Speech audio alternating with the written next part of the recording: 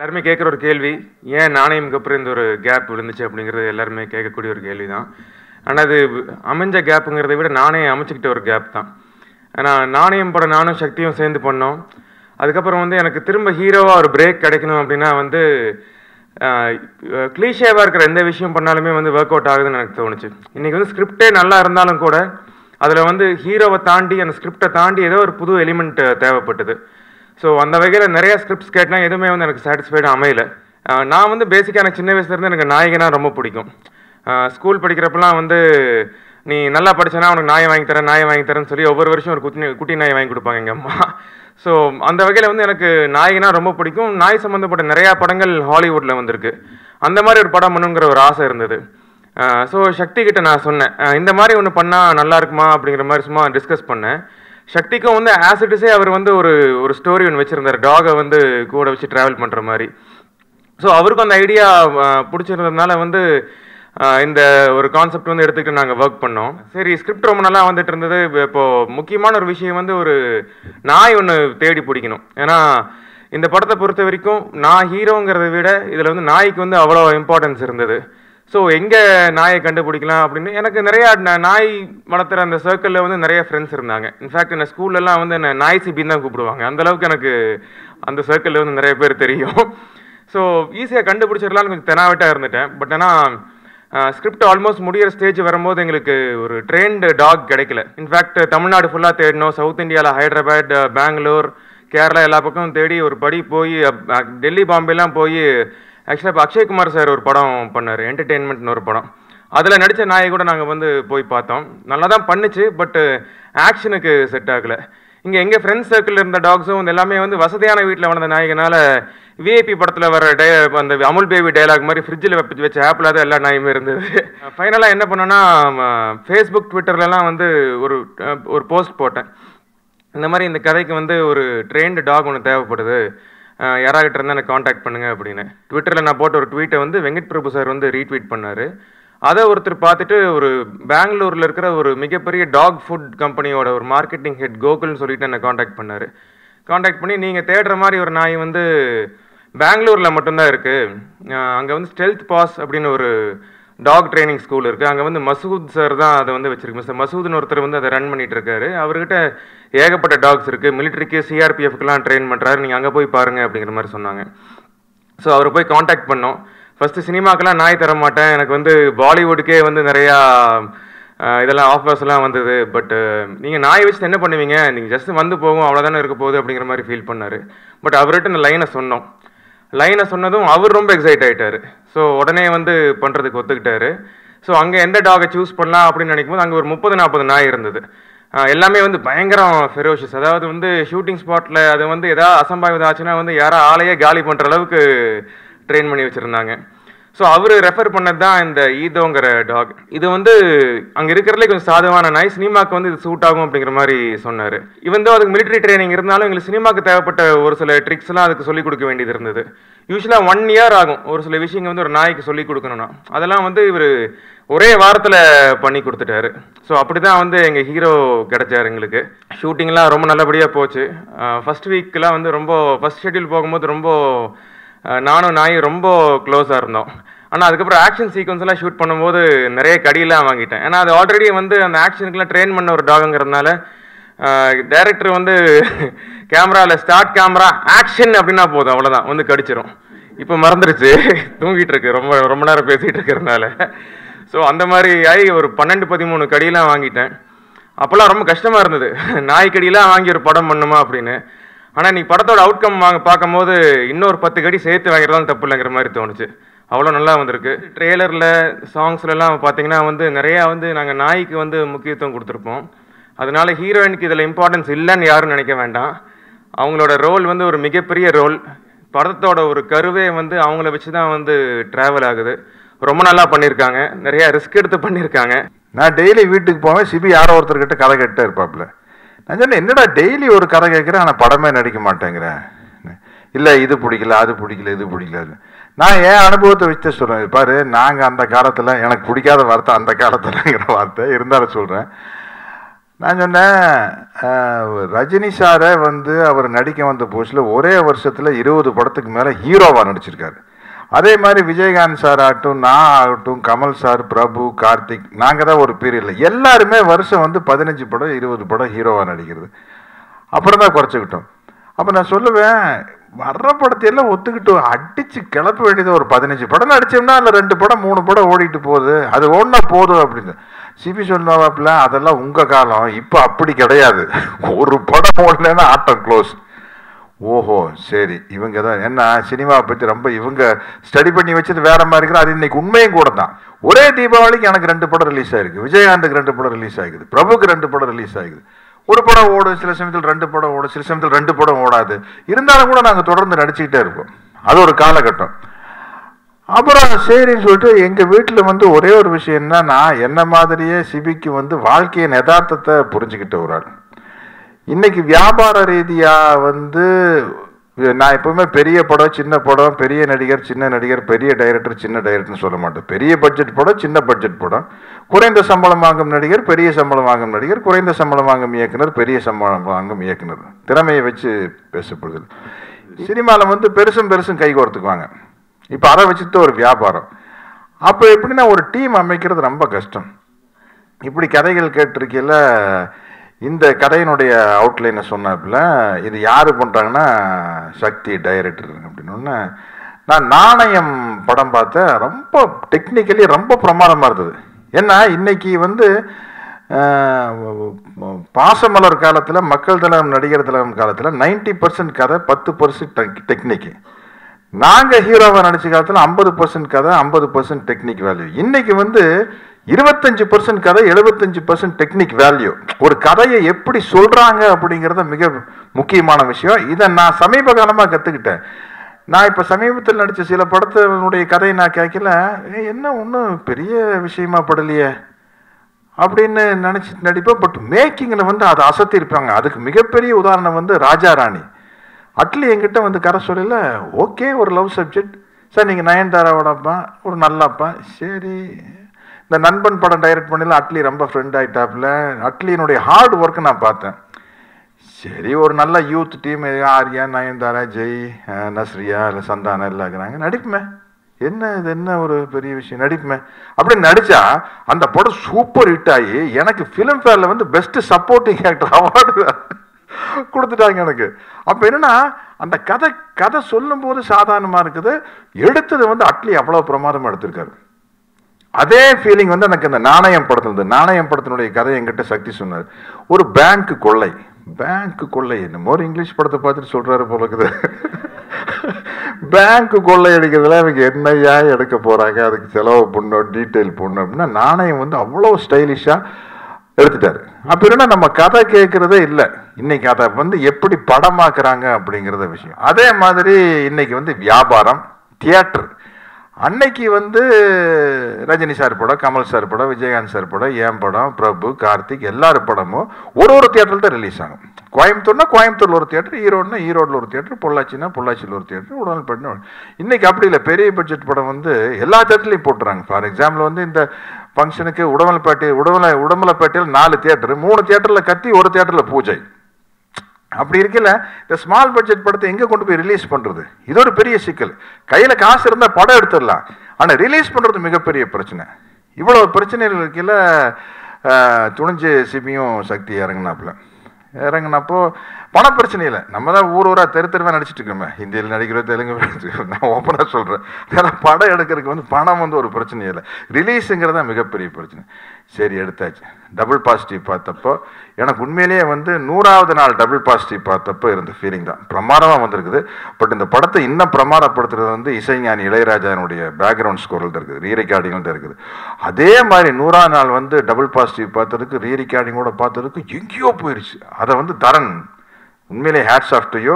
அந்த 100வது நாள் பார்த்தப்போ என்ன ஃபீல் இருந்ததோ அதை பண்ணி அடித்து பிடிச்சி சரி எல்லாம் ரெடி ஆகிடுச்சு. ஃபர்ஸ்ட் காய் பார்த்தாச்சு. இப்போ இந்த படம் நல்லா இருக்குதா இல்லையாங்கிறதுக்கு யார் அத்தாச்சு? இன்னைக்கு தமிழ்நாட்டிலேயே இருக்கிற மிக பெரிய டிஸ்ட்ரிபியூட்டரில் ஒருத்தர் காஸ்மோ வில்லேஜ். ஏன்னா இது வந்து பெரிய வியாபாரத்தில் இருக்கும் நடிகரோ, பெரிய வியாபாரத்தின் உச்சத்தில் இருக்கும் இயக்குனரோ சேர்ந்து எடுத்த படம் இல்லை, அப்படியே கண்ணை மூடிட்டு வாங்கிருக்கு. படத்தை பார்த்து தான் வாங்குவாங்க. பார்த்து அவ்வளவு பிடிச்சி போய் இன்னைக்கு தமிழ்நாடு பூரா 21ஆம் தேதி அவங்க தான் ரிலீஸ் பண்ணுறாங்க. நாங்கள் கெஞ்சி கேட்டுக்கிட்டோம், ஒரு 100 தியேட்டரில் போட்டால் போதுங்க அப்படின்ட்டு. இல்லை 250 தியேட்டரில் ரிலீஸ் பண்ணுற இந்த படம் ஹிட்டு. ஏன்னா எனக்கு இருக்க ஜட்ஜ்மெண்ட், எங்களுக்கு தான் அந்த ஜட்ஜ்மெண்ட் தெரியும். நீங்கள் எதை பற்றி கவலைப்படாங்க, 250 தியேட்டரில் ரிலீஸ் பண்ணுன்னு சொல்லி எங்களை விட நம்பிக்கையாக வந்து அந்த படத்தை வாங்க. பொதுவாக ஒரு படத்தை ரொம்ப யாரு குறை சொல்லுவாங்க, டிஸ்ட்ரிபியூட்டர் தான் குறை சொல்லுவாங்க, விலையை குறைக்கிறதுக்காக. ஆனால் இந்த படத்தை ஓஹோன்னு பாராட்டுனதே டிஸ்ட்ரிபியூட்டர் தான். ஓஹோன்னு பாராட்டி படத்தை வாங்கி அவர் தான் 21ஆம் தேதி அத்தனை ஊர்லேயே ரிலீஸ் பண்ணுறாரு.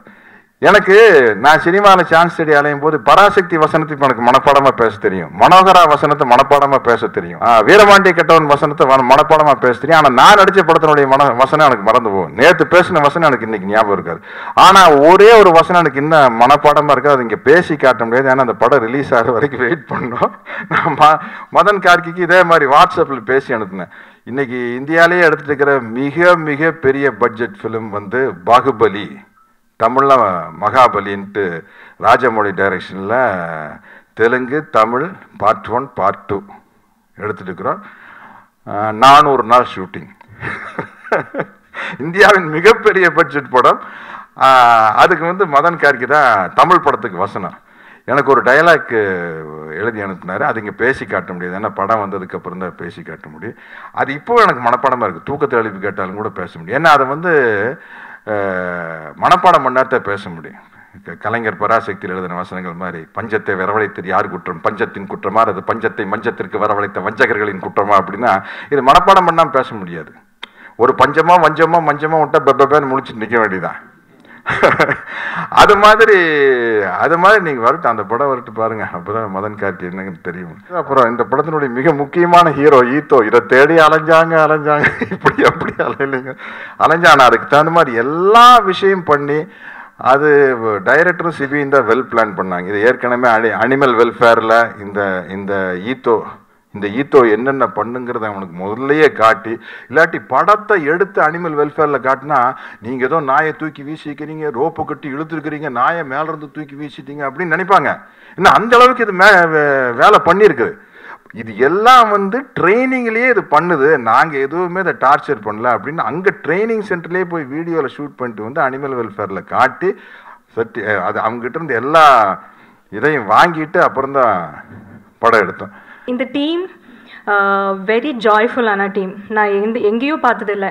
On screen, on the frame எல்லாரும் வந்து ரொம்ப ஸ்ட்ரிக்டாக நான் எக்ஸ்ப்ரெஸ் பண்ணுவோம். அண்ட் அப்படியே பின்னாடி பார்த்தோன்னா நம்ம மாதிரி ஒரு வால் பண்ணுறவங்க எங்கேயும் இருக்க மாட்டாங்க. ஸோ அந்த அளவுக்கு வெரி ஜாயாக என்ஜாய் பண்ணோம். இந்த படத்தில் எனக்கு எந்த சாங்ஸ் இல்லை. And moreover it's and talk based movie ஆனதுனால இந்த படம் மிகப்பெரிய ஒரு அளவுக்கு போய் சேரணும்னு நான் ஃபீல் பண்ணுறேன். I am very thankful to every one. இந்த படத்தில் 2 பாடல்கள், என் நெஞ்சில் எரி நாய், என் வாழ்வை நீ மாற்றி நாய், அந்த பாடலும் டாகி ஸ்டைல் பாடலும். இந்த படத்துக்கு வந்து தரனோட டியூன் கேட்டோம்னா அந்த டியூன் அவ்வளவு பிடிச்சது. சக்தி வந்து என்கிட்ட வந்து இது மாதிரி ஒரு நாய்க்கும் ஒரு மனிதனுக்கும் இருக்கிற உறவை சொல்கிற மாதிரி பாடல்கள் வந்ததில்லை. அது மாதிரியான ஒரு பாடல் ஒன்று பண்ணலான்னு சொன்னோன்னு எனக்கு இது மாதிரி புது சுச்சுவேஷன்ஸ், புது கான்செப்ட்ஸ் வரும்போது ரொம்ப மகிழ்ச்சியாக இருக்கும். எப்போவுமே மார்பிலே மோதி நாய், முத்தத்தில் நீராட்டி நாய், காதலின் சங்கிலி, கொண்டெனை பூட்டி நாய், வரிகள் ஃபுல்லாக இப்படி தான் வந்து நாயில் முடிகிற மாதிரி எழுதிட்டு நான் அனுப்பிட்டேன். தரனும் சிபி சக்தி எல்லாம் பாட்டு பார்த்துட்டு பாட்டு சூப்பராக இருக்குது, ரொம்ப நல்லா இருக்குது, அந்த ஃபீலிங்ஸ் எல்லாமே ரொம்ப நல்லா கொண்டு வந்திருக்கீங்க, ரொம்ப நல்லா இருக்குன்னு சொன்னாங்க. ஆனால் அவங்க 3 பேருமே வந்து அந்த நாயின்னு முடிச்சதை கவனிக்கல. ஸோ அதுவே எனக்கு வந்து ரொம்ப சந்தோஷமாக இருந்துச்சு. சரி, கவனிக்காமல் அது ரொம்ப அது துருத்திக்கிட்டு இல்லாமல் இருக்கே, நல்லா இருக்குது அப்படின்னு சொல்லிட்டு. சத்யராஜ் சார் வந்து அந்த பாட்டு கேட்டுட்டு, அவர் ஹைதராபாத்தில் இருந்தாங்க, அந்த பாட்டை கேட்டுட்டு எனக்கு வந்து ஒரு மெசேஜ் அனுப்பிச்சிட்டாங்க.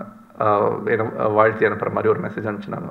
எழுதினாய், அசத்தினாய், காட்சியை உயர்த்தினாய், கதையின் தன்மையை உணர்த்தினாய்னு சொல்லிட்டு ஒரு எஸ்எம்எஸ் ஒன்று அனுப்பிச்சிருந்தாங்க. ஸோ அதுவும் ரொம்ப மகிழ்ச்சியாக இருந்துச்சு. ஒவ்வொருத்தருக்கும் அவங்களோட லைஃப்பில் ஆக்டர்ஸோட கேரியரில் ஒரு படம் அவங்களுக்கு ஒரு திருப்பு முனையாக அமையும். அது மாதிரி சிபிக்கு வந்து இந்த படம் அமையும் நான் நினைக்கிறேன். ஸோ அந்த என்டையர் டீமுக்கு என்னுடைய வாழ்த்துக்கள். சிபி நடித்து ஒரு 4 வருஷம் ஆயிடுச்சு படம் வந்து. திருப்பி ஒரு ஃபிலிம் கொடுக்கும்போது டெஃபினட்டாக ஒரு ஹீரோவாக கொடுக்கும்போது எந்த மாதிரி படம் வேணால் யோசிச்சிருக்கலாம். பயங்கரமாக ஒரு பெரிய படம் கொடுக்கணும், ஹீரோயினோட ஒரு 4 பாட்டு, பாம்பேலேருந்து ஒரு ஐட்டம் நம்பர், இப்படிலாம் கூட யோசிச்சிருக்கலாம். ஆனால் அதெல்லாம் எதுவுமே பண்ணாமல் ஒரு நாயோட ஒரு ரொமான்டிக் பாட்டு, இதை யாராவது பண்ணுவாங்களாம்? அதுக்கு ரொம்ப முக்கியமான ரீசன் என்னென்னா, it's not that he wants to prove that நான் வந்து இது அப்படின்றது கிடையாது. அவருக்கு ஒரு ஆத்மார்த்தமான ஒரு அன்பு, ஒரு அக்கறை அந்த பிராணிகள் மேலே. அடுத்தது ஏதோ எங்கள் தலைவர் ஒன் டேக் ஆர்டிஸ்ட் ஈதோ அப்படின்ற ஒரு, உண்மையிலேயே சொல்லப்போனால் இது வந்து டாகை திருப்பி போட்டால் காடு அப்படின்னு வரும்னுவாங்க. பட் நான் சத்யராஜ் சார் இருக்கிறதுனால காடை பற்றி ரொம்ப பேச விரும்பலை. பட் உண்மையிலேயே எது காக்குமோ அது கடவுள் அப்படின்னு வச்சுக்கிட்டா, உண்மையிலேயே நாங்கள் எல்லாருமே மனசார சொல்லுவோம், இந்த படத்தை காப்பாற்றின மிக மிக முக்கியமான ஒரு கடவுள் ஈதோ தான். சிபி ப்ரோ ஏற்கனவே எனக்கு தெரியும், ஓரளவுக்கு தெரியும், பரிச்சயம் இருக்குது. சக்தி என்னை பார்த்த உடனே டக்குன்னு அவர் கண்ணில் ஒரு மின்னல், என் கண்ணில் ஒரு மின்னல் அப்படின்ற மாதிரிலாம் எதுவுமே நடக்கலை. சக்தி சாரை பார்த்த உடனே ரொம்ப பாவமாக அப்பாவியாக ஒருத்தர் உட்காந்துட்ருக்காரு, இந்த குழந்தையா அப்படின்ற மாதிரி நான் உள்ளே போய் பேசுகிறேன். அதுக்கப்புறம் வி காட் அந்த சிங்க் பயங்கரமாக இருந்தது எங்கள் எல்லாருக்குமே. அதுக்கப்புறம் நான் இந்த படம் முடிஞ்சதுக்கப்புறம் யோசிச்சது என்னென்னா, இவருக்குள்ளே இவ்வளோ இருக்கா அப்படின்ற மாதிரியான ஒரு பெரிய ஒரு தன்மையை கொண்டு வந்த ஒரு டைரக்டர். நான் இது வரைக்கும் ஒர்க் பண்ணதுலேயே நிறைய டைரக்டர்ஸ் கூட ஒர்க் பண்ணியிருக்கேன். என் லைஃப்பில் நான் வந்து ரொம்ப சந்தோஷப்பட்டு சொல்லுவேன், நிறைய நல்ல டைரக்டர்ஸ் கூட ஒர்க் பண்ணியிருக்கேன். ஆனால் சக்தி மாதிரி ஒரு நல்ல நேர்மையான மனிதர் கூட ஒர்க் பண்ணுறது இதுக்கப்புறம் நடக்குமான்னு எனக்கு தெரியல. பேசிக்காக நாங்கள் எல்லாமே டாக் லவர்ஸ். ஸோ ஃபஸ்ட்டு சில விஷயங்கள் தான் வந்து ஏதாச்சும் எங்கேயாச்சும் ஒரு இடம் சொல்லும். ஸோ இவங்க வந்து என்கிட்ட கதையை வந்து சொல்லிட்டு வெளியே வந்தோடனே என்னோடய கசின் வெளியே ஹாலில் டாகி ஸ்டைல் அப்படின்னு போட்டு ஒரு டிஷர்ட் போட்டு உட்காந்துருந்தான். ஸோ எனக்கு அது உடனே ஓகே, இந்த படம் ஏதோ ஒரு இடத்துல நல்லா வரப்போகுது அப்படின்னு தோணுச்சு. ஸோ உடனே அவங்க வரும்போது இந்த டாகி ஸ்டைல் அப்படி வச்சு ஒரு பாட்டு ஒன்று பண்ணான்னு தான் வந்தாங்க. ஸோ அந்த சாங் டாகி ஸ்டைல்னு அப்படியே ஆரம்பித்தோம். அண்ட் சக்தி சார் என்கிட்ட வந்து ஸ்கிரிப்ட் வந்து ஒன்லைன் கதையை சொல்லி முடிச்சுட்டு ஸ்கிரிப்டை படிங்க, நான் மெயில் பண்ணுறேன் அப்படின்னு சொல்லியிருந்தாரு. நான் பேசிக்காக செம்ம சோம்பேறி, அந்த புக்ஸ் எல்லாம் படித்ததே இல்லை. ஸோ சரி ஓகே நான் படிக்கிறேன்னு சொல்லி அவர் எனக்கு சொன்னதுக்கப்புறமா ஒரு சின்ன விஷயங்கள் இம்ப்ரெஸ் பண்ணோடனே எனக்கு தெரிஞ்சு நான் ஃபர்ஸ்ட் டைம் அவ்வளோ பெரிய ஸ்கிரிப்ட் படித்த ஒரே ஸ்கிரிப்ட் இது தான். எந்த அளவுக்கு அது அவர் எனக்கு அந்த ஸ்கிரிப்டை பண்ணியிருந்தாரோ அதே அளவுக்கு அந்த அவுட்புட் வெளியே வந்திருக்கு. So hats off to Sakthi sir for his work. Big thanks to the editor Praveen. ஏன்னா ஒரு சில படங்களில் தான் சில விஷயங்கள் ரொம்ப ஸ்பெஷலாக நம்மளுக்கு தெரியும். ஸோ நான் கேமரா ஒர்க்கும் எடிட்டிங் ஒர்க் மட்டும் நான் அவங்கக்கிட்ட ரொம்ப கேட்டிருந்தேன், யார் பண்ணாங்கன்னு. அதுக்கப்புறமா when they said Praveen and Nizar, I was very happy about that. இந்த படம் எனக்கு நான் இது வரைக்கும் பண்ணதில் one of the best movies. எனக்கு ரொம்ப பெரிய படம் இது. ஸோ கண்டிப்பாக எல்லா டாக் லவர்ஸ்க்கும் இந்த படம் ரொம்ப பிடிக்கும். ரொம்ப நல்லா அமைஞ்சுது எல்லாமே. இந்த டீமை, இந்த படத்துக்கு இருக்கிற டீமாக இருந்தாலும் சரி, the people who have acted in it, the people who are part of it, தரனோட music, everything has come out really well. First copy பார்த்த உடனே எனக்கு அந்த மாதிரி ஒரு ஃபீலிங் மங்காத்தா படத்துக்கு அப்புறம் தான் வந்தது. அவ்வளோ நல்லா இருந்தது அப்படின்னு சொல்லி இதுதான் சிபி சாருக்கும் சொன்னேன்.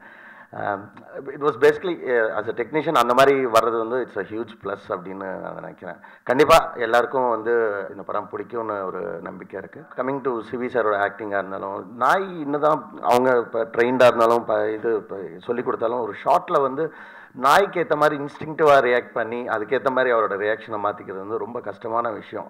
விச் ஹவ் சீன் இந்த ரஷஸ். ஒரு 30-32 வாட்டி நாய் கிட்டேருந்து கடியெலாம் வேறு வாங்கியிருக்கிறாரு. அவரோட ஃபர்ஸ்ட் ஹாஃபில் இருக்கிற சிபியோட கேரக்டரை அப்படியே அதோட டிரான்ஸ்ஃபார்மேஷன் செகண்ட் ஹாஃபில் வேறு மாதிரி பர்ஃபார்மன்ஸாக இருக்கும்.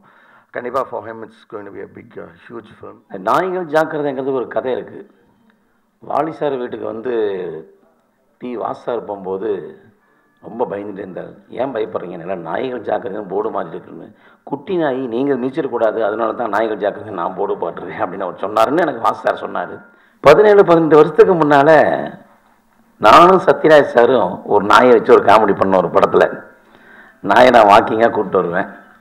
சத்யராஜ் சார் கேட்பார், என்னதுன்னாரு. நம்ம நாய் சார், நம்ம என்ன சொல்கிறோம் அப்படியே கேட்கும். அப்படியா? ஆமாம் சார், நம்ம பெரிய அறிவாளி. நீயா? எங்கே நாய் என்ன சொல்லும்? வணக்கம் போடு சாருக்கு, வணக்கம் போடு. ஆமாம் வணக்கம் போடுது. உட்காரு, உட்காந்துருச்சு. ஏந்திரிச்சு பார்த்தியா சார், நான் சொன்னதெல்லாம் நாய் கேட்குது பார்த்தீங்களா, அந்தளவுக்கு வளர்த்திருக்கேன். ஒன்று தலைவர் கேட்பார், நீ சொல்கிறதெல்லாம் நாய்க்கு புரிஞ்சுது, நாய் என்ன சொல்கிறது உனக்கு புரியுதா? ஐயோ, அப்புறம் எப்படி நீ 6 அறிவா 5 அறிவுன்ற அப்படிங்கிற மாதிரி அப்போவே ஒரு கான்செப்டை வந்து நானும் தலைவர் பண்ணியிருக்கோம். அதுக்கப்புறம் அவர் ப்ரொடியூசர் சிபி ஹீரோ. அந்த படத்துலேயும் நாயை வச்சுட்டு ஒரு கான்செப்ட் பண்ணியிருக்கோம். சத்யராஜ் சார் வந்து எனக்கு கிட்டத்தட்ட ஒரு 30 வருஷம். முதல் இரவுங்கிற படத்தில் தான் முதலாக நான் அவரை பார்த்தேன். பிளாக் அண்ட் பிளாக் அப்போவே போட்டிருந்தார். அதுக்கப்புறம் நிறைய ட்ரிப் ஸ்டுடியோலாம் பார்த்துப்போம், பேசிப்போம்.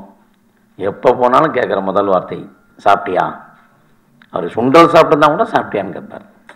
அந்த மாதிரி ஒரு நல்ல மரியாதைக்குரியவர். மரியாதை எப்படி இருக்கணும்னு கற்றுக் கொடுத்தவர். அவர் சேரில் உட்காந்துட்டு இருக்கும்போது பிக் பாக்கெட்டுங்கிற படத்தில் நான் கீழே உட்காந்தேன். மயில்சாமி எந்திரினார். ஏன் தலைவர்ண்ணே? சேரில் உட்காரு. பரவாயில்ல தலைவர். மயில்சாமி நாளைக்கு நீ ஆர்டிஸ்ட் ஆனதுக்கப்புறம் கீழே உட்காருவியா?